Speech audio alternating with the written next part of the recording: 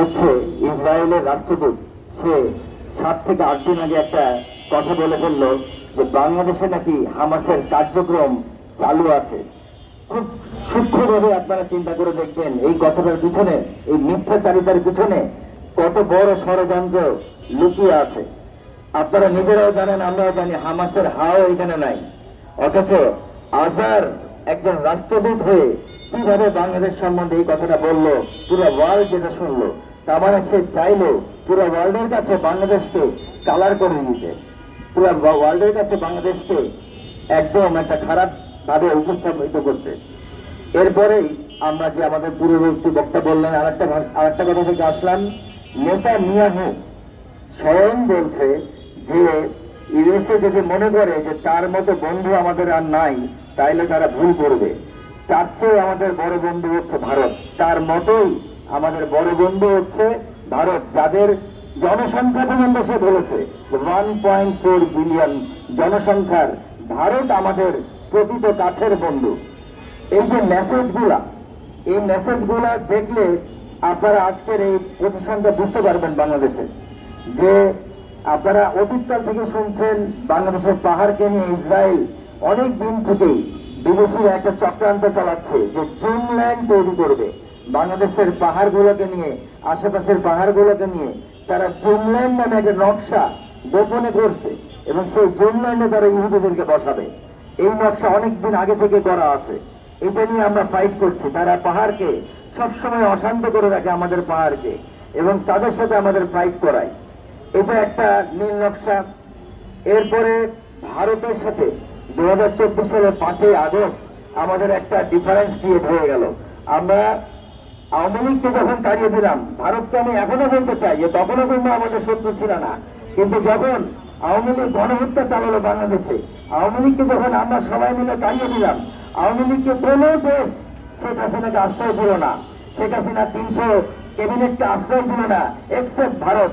ভারতের মোদী তার নিজের গদির কাছে নিয়ে শেখ হাসিনাকে আজকে বসিয়ে খাওয়াচ্ছে, বসিয়ে রাখছে এবং আমাদের হাতে তুলে দিচ্ছে না।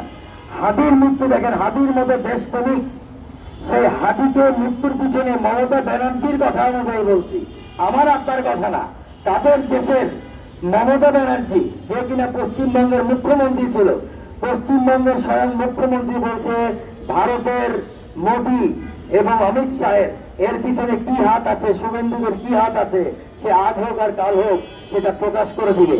এটা সেই ভারত যে বাংলাদেশের দেশপ্রেমিক দেখলেই তার গলার টুপিটা চিপে ধরতে চায়। এটা আসলে কোনো ভারতই না, এটা হচ্ছে দক্ষিণ এশিয়ার আর এক ইসরায়েল। যদি আজকে আমরা এই ইসরায়েলকে এই আমাদের বাংলাদেশের মাটিতে এসে বসতে দিই, যদি চিটাগাংয়ের ওই আমাদের টার্মিনালকে তাদের হ্যান্ডলিং করতে দিই, যদি চিটাগাংয়ের পোর্ট আমরা তাদেরকে দিয়ে দিই, আল্লাহর কসম সত্যি করে দেখেন, আপনারা বিশ্বাস করেন, কালকে বাংলাদেশ হবে আর এক গাজা, পৃথিবীর বুকে বাংলাদেশের অবস্থা হবে গাজা, আর ওরা হবে ইসরায়েল।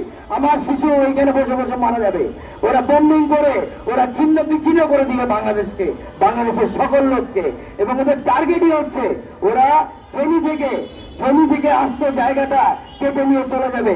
আজকে ওরা যদি টার্মিনাল হ্যান্ডেলিং করে, জাহাজ হ্যান্ডেলিং করে, কালকে যদি জাহাজ ভর্তি করে নিজেদের সোলজার এখানে রাখে, নিজেদের ট্যাঙ্ক এনে রাখে, না আপনি জানতে পারবো, না আমি জানতে পারবো, না আপনি জানতে পারবেন।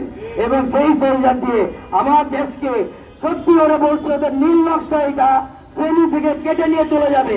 এবং এই কথা আমি বলি নাই, এই কথা ভারত থেকে বসে ভারতের অনেক রাজনীতিবিদ অনেকবার বলেছে যে ওদেরকে অ্যাটাক করো, এক লালমনিরহাট দিয়ে অ্যাটাক করো, লালমনিরহাটে তাদের চিকেন নেকের রিস্ক, আর এক হলো ফেনী থেকে কেটে নিয়ে চিটাগাং পুরা পোর্ট আমাদের মধ্যে নিয়ে চলে যাও। কারণ বাংলাদেশের সম্পদ বলতে সত্যিকার অর্থে চিটাগাং পোর্ট ছাড়া তেমন কিছু নাই। আর আমরা এই যে জনগণ আছি, দ্বিতীয় আমাদের সম্পদ হচ্ছে জনগণ। চিটাগাং পোর্ট ছাড়া বাংলাদেশের ইনকামের আর কোনো সোর্স নাই। আপনি চিন্তা করে দেখেন, বাংলাদেশের প্রবেশের দ্বার হচ্ছে চিটাগাং। পৃথিবীতে যত জাহাজ যায় তারা হচ্ছে চিটাগাং হয়ে আসে, চিটাগাং হয়ে ঢুকে। আপনার অন্য কোনো ইয়ে নাই যে পৃথিবীতে যাবে আপনার হলো দূর জাহাজ চলে, সেগুলোও আপনার হলো এই পথেই চলে।